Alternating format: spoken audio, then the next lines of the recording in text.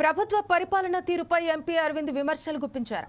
తెలంగాణలో అసమర్థ, అవినీతి, అసత్య ప్రభుత్వం నడుస్తోందని, ఆర్థిక క్రమశిక్షణ లేని జీరో పరిపాలన సాగుతోందని భాజపా ఎంపీ ధర్మపురి అరవింద్ విమర్శించారు. ఏడాదిన్నర పాలనలో పుష్ప, హైడ్రా, మూసీ, హెచ్సియు మీద పడ్డారని, ఇచ్చిన హామీలను అమలు చేయలేదని మండిపడ్డారు.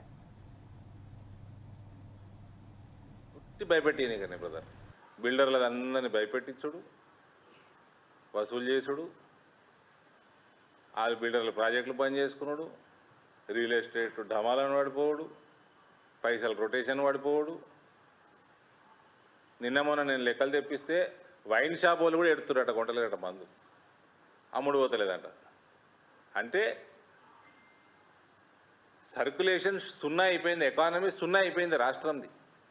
రియల్ ఎస్టేట్ బర్బాద్ చేస్తావు, ఆ ఫిలిం ఇండస్ట్రీ వాళ్ళు కొందరు వేల మందికి, లక్షల మందికి ఇండైరెక్ట్గా డైరెక్ట్గా ఉపాధి కల్పిస్తారు, వాళ్ళని భయపెట్టిస్తావు. ఇప్పుడేమో హెచ్వి భూములు, ఆడ జింకల్ని భయపెట్టిస్తావు, నెమలుల్ని భయపెట్టిస్తావు, జర్నలిస్టులని భయపెట్టిస్తావు.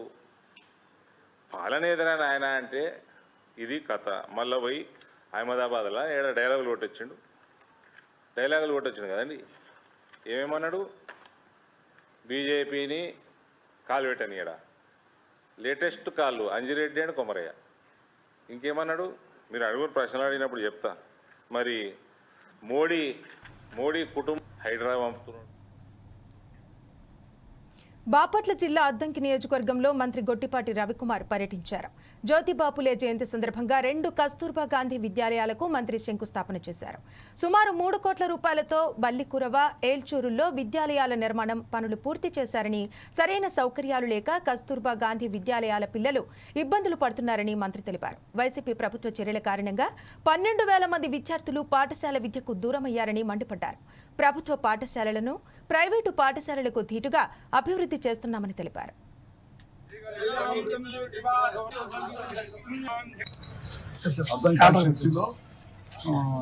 కస్తూర్బాయ్ స్కూల్స్ శంకుస్థాపన చేయడం జరిగింది.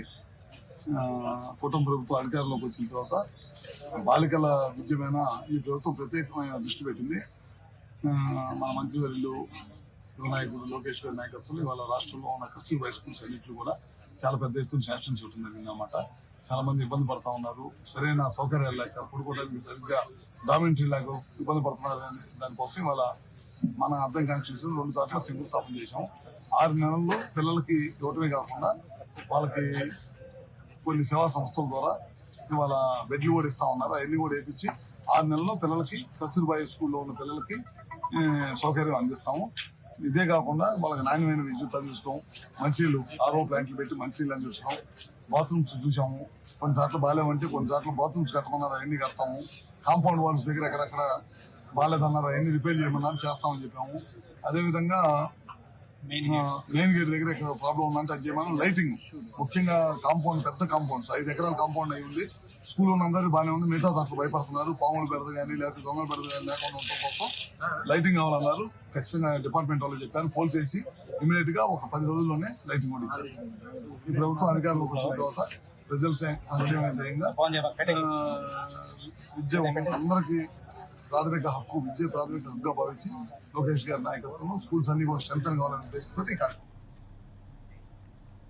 బంజారాహిల్స్ కమాండ్ కంట్రోల్ సెంటర్లో మూసీ పునరుజ్జీవనంపై అధికారులతో ముఖ్యమంత్రి రేవంత్ రెడ్డి సమీక్ష సమావేశం నిర్వహించారు. ఈ సమావేశంలో ప్రభుత్వ సలహాదారులు వేం నరేందర్ రెడ్డి, శ్రీనివాసరాజు, ఉన్నతాధికారులు హాజరయ్యారు.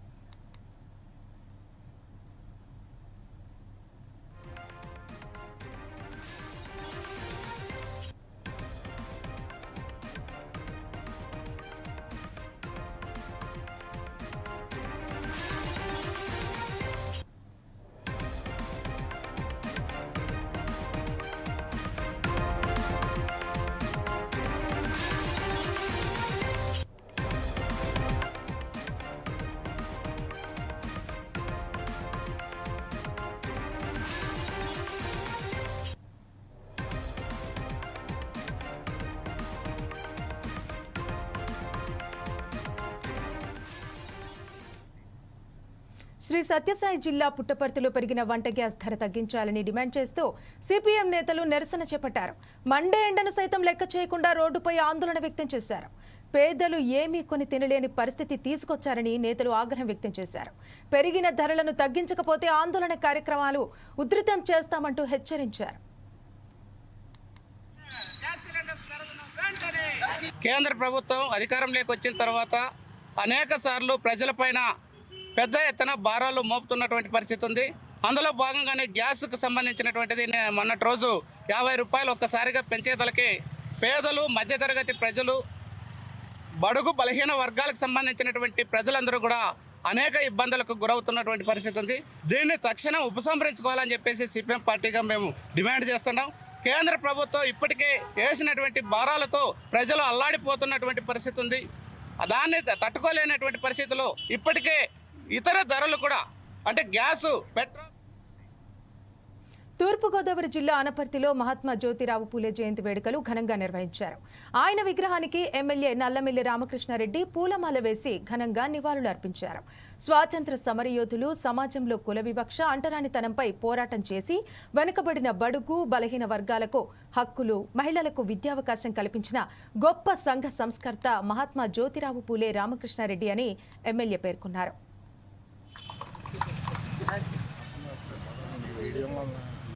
జ్యోతిబా పూలే జయంతి సందర్భంగా శుభాకాంక్షలు తెలియజేసుకుంటా ఉన్నాం. మరి స్వాతంత్ర సమరంలో తనదైన శైలిలో భారతదేశ స్వాతంత్రం కోసం పోరాటమే కాకుండా భారతదేశ అభ్యున్నతి కోసం, ముఖ్యంగా అక్షరాస్యత పెంచడం కోసం, ముఖ్యంగా స్త్రీ విద్యను ప్రోత్సహించడం కోసం జ్యోతిబా పూలే ఆ రోజుల్లో కృషి చేయడం జరిగింది. అంబేద్కర్ గారి ఆలోచన విధానాన్ని కూడా తనదైన శైలిలో ప్రభావితం చేసి ఇవాళ భారతదేశంలో ఒక మేధావిగా పేరుగాంచి స్వయంగా తన భార్యని స్త్రీ ఉపాధ్యాయులుగా తయారు చేసి స్త్రీ విద్యను ప్రోత్సహించిన మహానుభావుడు జ్యోతిబా పూలే. అటువంటి మహానుభావుడిని మనం నిత్యం స్మరించుకోవాలి. వారి స్ఫూర్తిలో ముందుకెళుతూ పెద్ద ఎత్తున స్త్రీ విద్యను ప్రోత్సహించడంతో పాటు అక్షరాస్యతను ప్రోత్సహించే దిశగా మనందరం కృషి చేయాలి. ఏదైతే బలహీన వర్గాల అభ్యున్నతి కోసం, బడుగు వర్గాల అభ్యున్నతి కోసం కృషి చేసిన జ్యోతిబా పూలేని ఆదర్శంగా తీసుకుని ప్రతి ఒక్కరూ ముందుకు నడవాలి. అందుకోసం ఇవాళ ప్రధానమంత్రి నరేంద్ర మోడీ గారి నాయకత్వంలో భారతీయ జనతా పార్టీ ఆధ్వర్యంలో పెద్ద ఎత్తున ఈ రోజు అదేవిధంగా అంబేద్కర్ జయంతిని నిర్వహించాలని వారం రోజుల పాటు ఈ కార్యక్రమాలు నిర్వహించడం. అనకాపల్లి జిల్లాలోని స్థానిక గుండాల జంక్షన్ ఎస్ఆర్ శంకరన్ సమావేశ మందిరంలో మహాత్మా జ్యోతిరావు పూలే 199వ జన్మదిన వేడుకలు ఘనంగా నిర్వహించారు. ఈ కార్యక్రమంలో స్థానిక ఎమ్మెల్యే కొణతాల రామకృష్ణ, ఆర్డీఓఎం ఆయుష పాల్గొని జ్యోతిరావు పూలే చిత్రపటానికి పూలమాలలు వేసి ఘన నివాళులు అర్పించారు.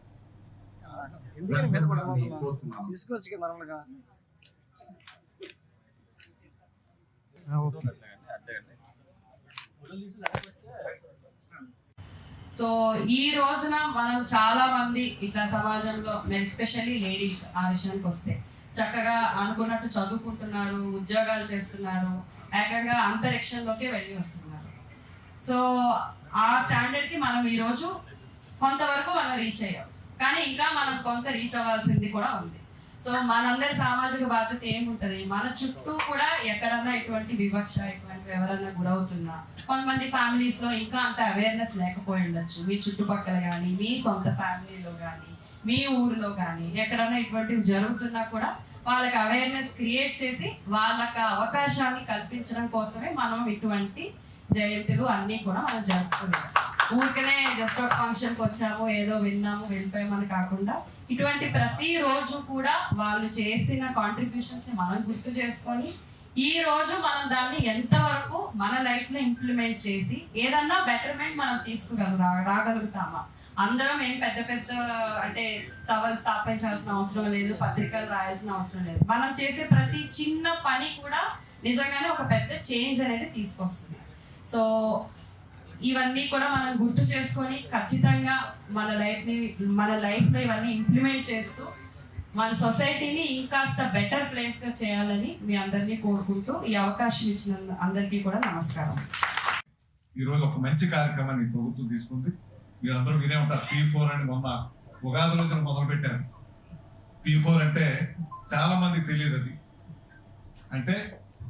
అంటే ప్రభుత్వం ప్రైవేట్ రంగం, ప్రజలు కలిసి భాగస్వామ్యంగా నిర్వహించేటువంటి కార్యక్రమం P4, public private people participation. వీళ్ళు నలుగురు కలిపి చేయాలి. ఈ నలుగురు కలిపి ఏం చేస్తారు? ఈ సమాజంలో ఉన్నటువంటి 20% మంది బిలో పవర్టీ లైన్ లో ఉన్నారు, అత్యధిక దిగువ స్థాయిలో ఉన్నటువంటి పేదలు ఉన్నారు. ఆ పేదల్ని వాళ్ళు ఎందువల్ల పేదరికం వచ్చింది? వాళ్ళు చదువు లేకపోవడం అయితే చదువు ఇప్పించాలి వాళ్ళకి, లేదంటే ఆ ఫ్యామిలీకి ఉద్యోగం లేకపోతే ఉద్యోగం. భద్రాద్రి కొత్తగూడెం జిల్లా పునపాక నియోజకవర్గంలో మంత్రి పొంగులేటి శ్రీనివాసరెడ్డి పలు అభివృద్ధి పనులకు శంకుస్థాపనలు చేశారు. అలాగే అశ్వాపురం మండలంలోని బీజీ కొత్తూరు గ్రామంలో 63 లక్షల వ్యయంతో నూతనంగా నిర్మిస్తున్న బీటీ రోడ్డు నిర్మాణానికి, జగ్గారం గ్రామంలో 1,92 లక్షల వ్యయంతో నిర్మిస్తున్న బీటీ రోడ్డు నిర్మాణ పనులకు శంకుస్థాపన చేశారు. అనంతరం మణుగూరు ప్రభుత్వ డిగ్రీ కళాశాలలో 30 అదనపు తరగతుల గదుల నిర్మాణానికి శంకుస్థాపన చేసి జ్యోతిరావు పూలే జయంతి సందర్భంగా ఆయన చిత్రపటానికి పూలమాలలు వేసి నివాళులర్పించారు.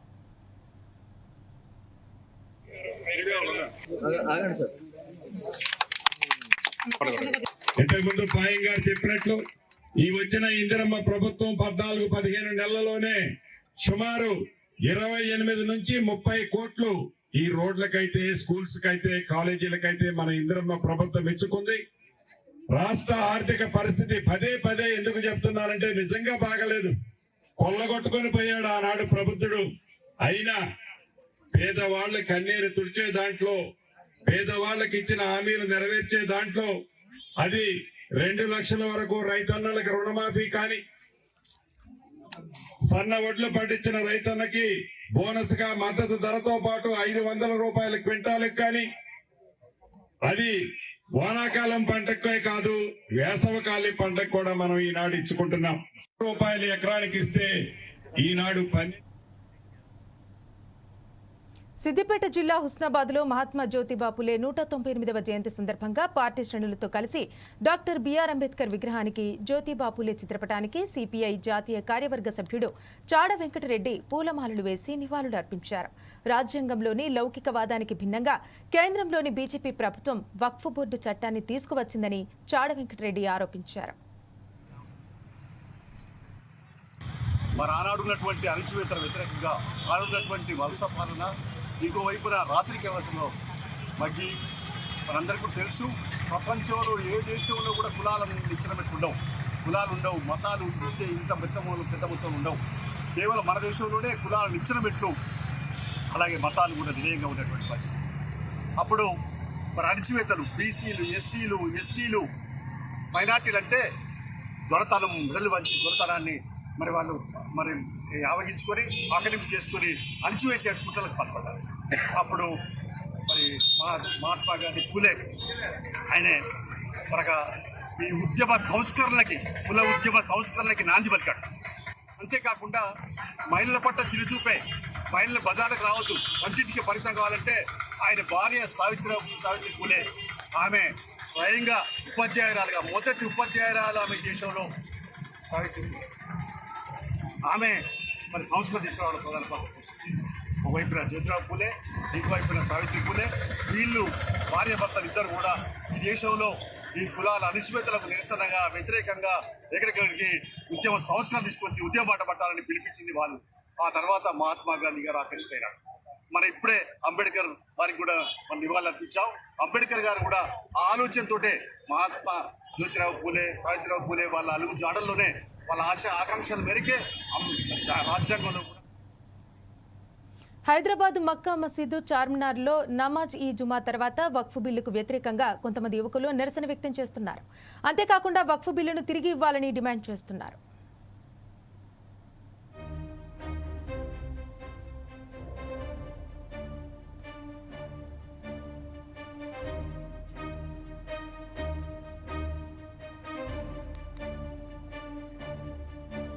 హైదరాబాద్ మక్కా మసీదు చార్మినార్లో నమాజ్ ఈ జుమా తర్వాత వక్ఫ్ బిల్లుకు వ్యతిరేకంగా కొంతమంది యువకులు నిరసన వ్యక్తం చేస్తున్నారు. అంతేకాకుండా వక్ఫ్ బిల్లును తిరిగి ఇవ్వాలంటూ డిమాండ్ చేస్తున్నారు.